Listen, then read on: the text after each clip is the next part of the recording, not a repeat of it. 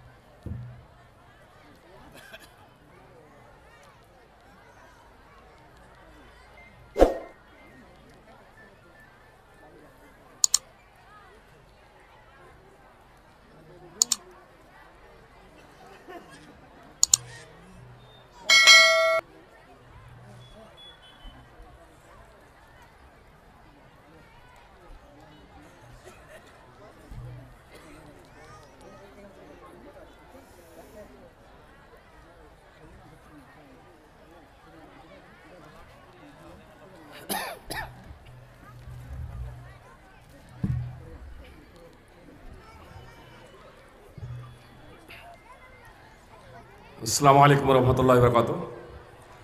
যে কয়েক মিনিট আপনারা দেখলেন আমাদের সম্মুখে আমাদের ছেলেরা, আপনাদের ছেলেরা আলহামদুলিল্লাহ এ মাদ্রাসায় পড়াশোনা করে বুখারী সমাপ্ত করেছেন। আপনার বেনারস সালাফিয়া হোক বা ফৈজাম হোক অথবা মদিনা ইউনিভার্সিটি, সব জায়গাতেই মূলত বুখারী হচ্ছে শেষ। অবশ্য প্রত্যেকটা জায়গার একটু পঠন পাঠন বা আরও গবেষণা উন্নত মানের, যেমন আমাদের এখানে যতটা হয়তো মদিনা ইউনিভার্সিটি এর থেকে অনেক উন্নত মানের। তো এ পাগড়ি প্রদানের মাধ্যম দিয়ে মূলত এদের উপরে দায়িত্ব অর্পণ করা হলো। এ পাগড়ি প্রদানের মাধ্যম দিয়ে এ দায়িত্ব অর্পণ করা হলো। ছেলেদেরকে প্রথমত একটি ওসিয়ত করব যে এতদিন পর্যন্ত তোমরা ছেলেরা খুব ভালোভাবে শোনো, এতদিন পর্যন্ত তোমরা ছিলে ছেলে, কিন্তু এখন আল উলামা ওয়ারাসাতুল আম্বিয়া, নবী রাসূলদের উত্তরাধিকার। এখন তোমরা হলে নবী রাসূলদের উত্তরাধিকার। টাকা পয়সা ধন সম্পদের উত্তরাধিকার নয় নবী রাসূলদের, ওহির জ্ঞান যে নবী রাসূলেরা পেয়েছিলেন তার উত্তরাধিকার। ফল কথা, আমরা মুহাম্মদ সাল্লাল্লাহু আলাইহি সাল্লামের উম্মত। তো মুহাম্মদ সাল্লাল্লাহু আলাইহি সাল্লাম আল্লাহ তাআলার পক্ষ থেকে যে ওহী প্রাপ্ত হয়েছেন, সেই ওহীর উত্তরাধিকার হলাম আমরা উলামায়ে কেরাম। এজন্য আজকের আগে পর্যন্ত হয়তো তোমরা নিজেদেরকে ছেলে বলতে পারতে, কিন্তু আজকে তোমাদের উপরে বিশেষ দায়িত্ব অর্পিত হলো।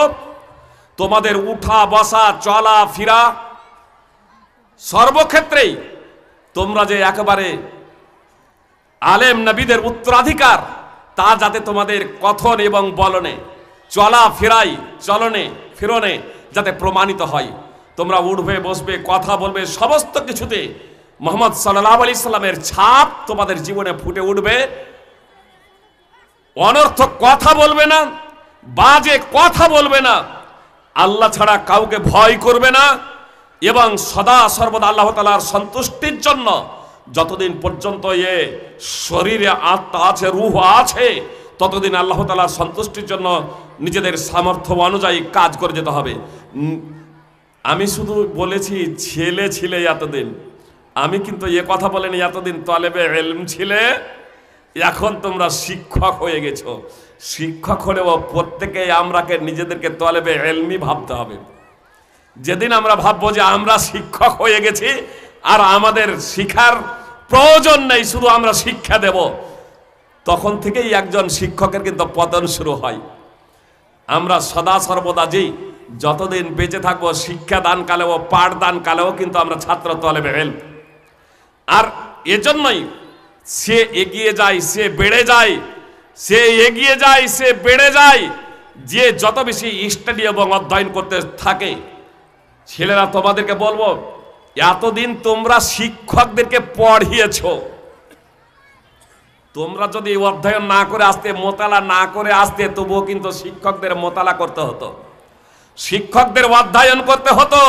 তার কারণ তোমাদেরকে পড়াতে হবে। তোমরা যদি প্রশ্ন করে দাও এটা কেন হলো, এর তাৎপর্য কি, তোমাদের প্রশ্ন করা কাজ শিক্ষককে অধ্যয়ন করে গবেষণা করে তার জবাব দিতে হয়েছে।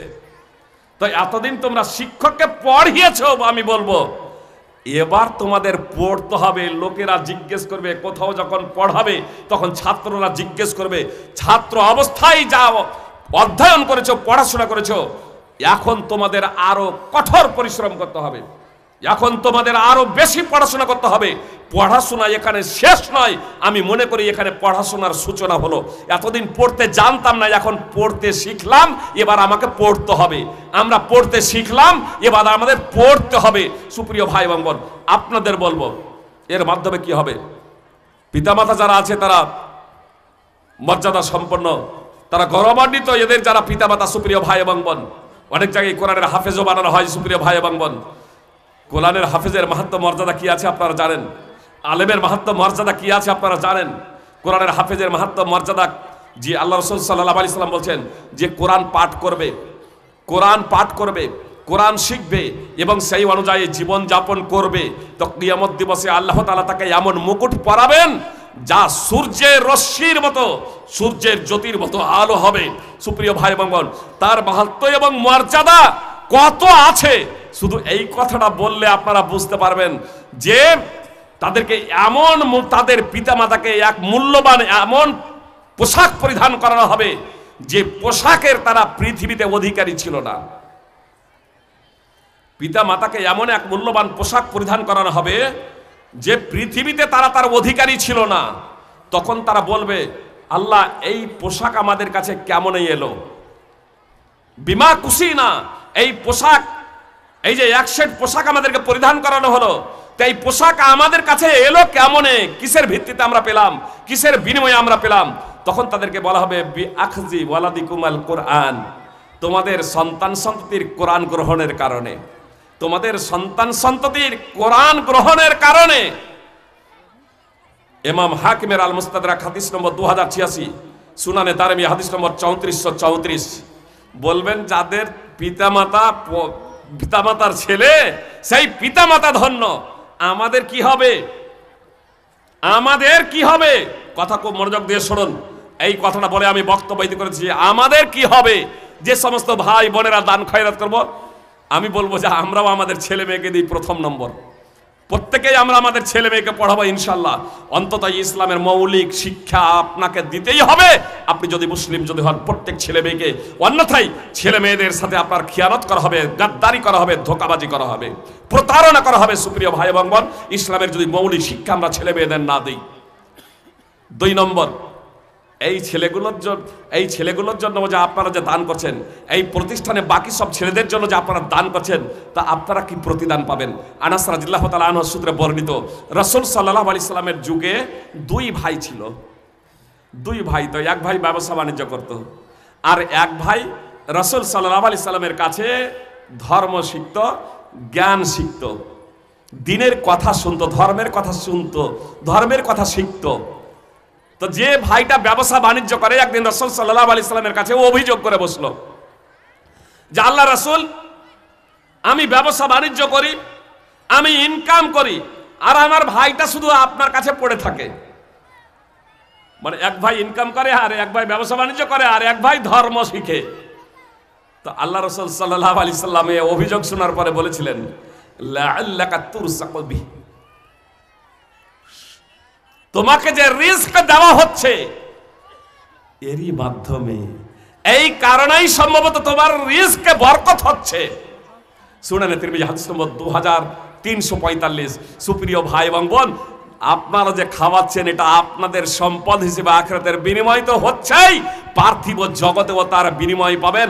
আপনার সম্পদে বরকত হবে, আপনার রিজকে বরকত হবে। সুপ্রিয় ভাই এবং বোন, মুহাম্মদ সাল্লাল্লাহু আলাইহি ওয়াসাল্লাম বলেছেন, মা নাকাসাত সাদাকাতু মিন মাল, দান করলে সম্পদ কমে না, এটাই চূড়ান্ত।